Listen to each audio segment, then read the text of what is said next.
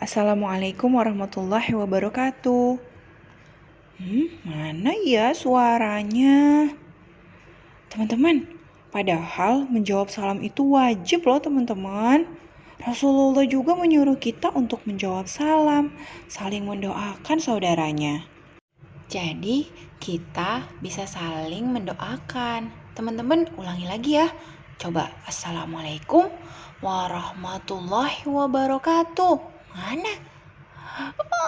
Alhamdulillah, dijawab salam Umi. Alhamdulillah teman-teman.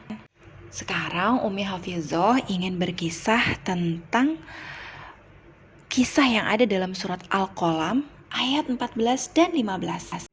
Umi bacakan ya surat Al-Qalam ayat 14 dan 15.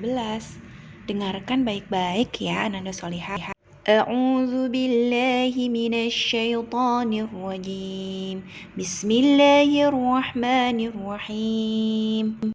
An kana zamanin wa banin idza tutla alaihi ayatuna qala asatirul awwalin. Karena dia kaya dan banyak anak. Apabila ayat-ayat kami dibacakan kepadanya, dia berkata, ini adalah dongeng-dongeng terdahulu. Teman-teman, tahu nggak apa kisah ini? Umi Hafizah akan berkisah tentang sesuatu dalam surat Al-Qalam ini. Yuk, kita dengar Umi akan berkisah. Mau dengar? Mau dengar? Ayo. Dahulu kala di sebuah wilayah yang bernama Yaman. Tepatnya di daerah San'a. Di daerah tersebut terdapat sebuah keluarga yang kaya raya. Banyak anaknya. Dia memiliki harta yang banyak, kebun yang luas sekali dengan berbagai buah-buahan. Ketika panen tiba, di sana banyak sekali buah-buahan. Ada buah anggur, ada buah apel, ada buah jeruk, dan ada berbagai macam buah-buahan yang enak dan lezat teman-teman. Kemudian kebiasaan ayah yang kaya raya itu ketika panen mengundang semua orang-orang miskin. Ketika panen tiba, orang-orang miskin itu datang. Di malam harinya sebelum mengambil hasil panen, ayah mengumumkan kepada anak-anak dan keluarganya. Kata sang anak, ayah nanti kita miskin gimana? Lalu sang ayah menjawab, nak, berimanlah kepada Allah. Allah akan gantikan dengan yang lebih baik. Lalu keesok paginya, semua masyarakat datang dan mengambil hasil panennya dengan senang.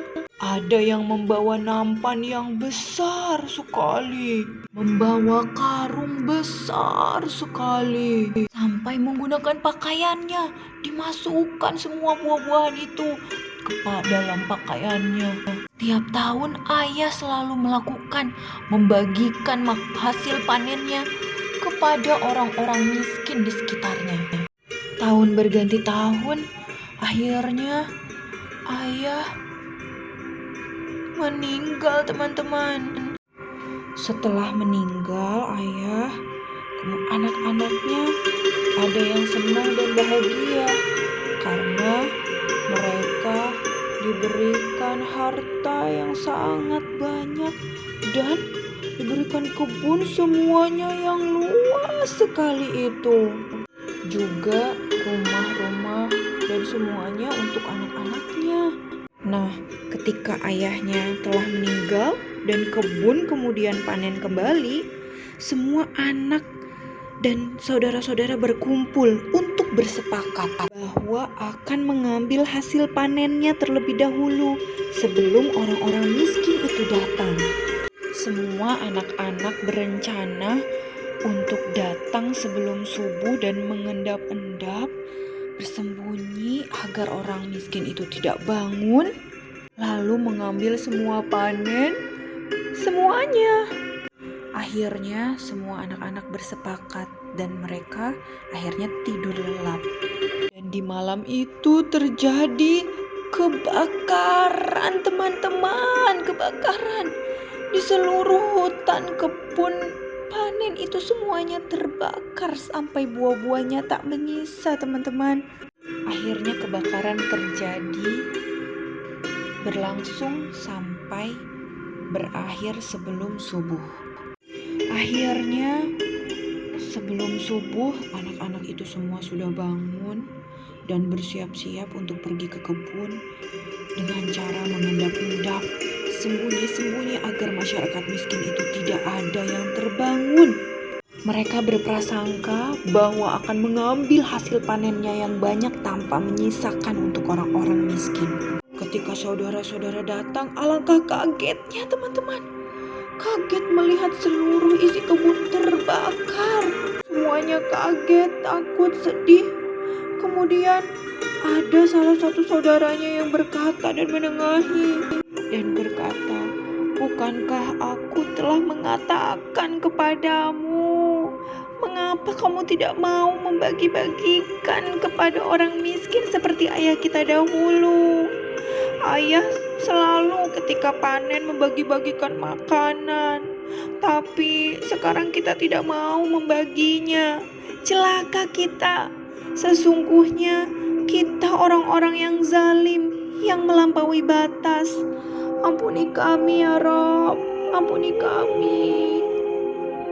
Nah teman-teman, gak boleh ya bersifat serakah, ingin semuanya dimiliki tanpa dibagi-bagi. Ketika ada uang jajan, ditabung, kemudian kita infakkan ke orang-orang yang membutuhkan.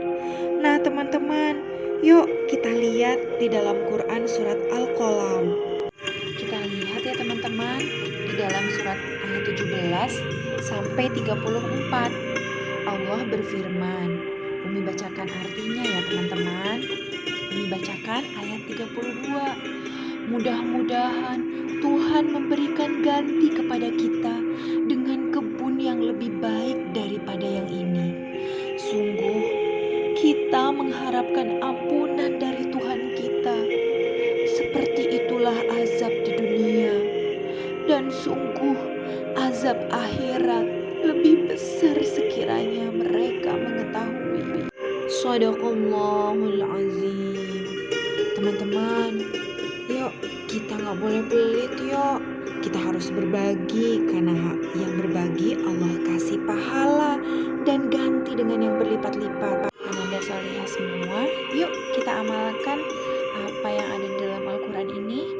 Sampai jumpa di kisah selanjutnya. Assalamualaikum warahmatullahi wabarakatuh.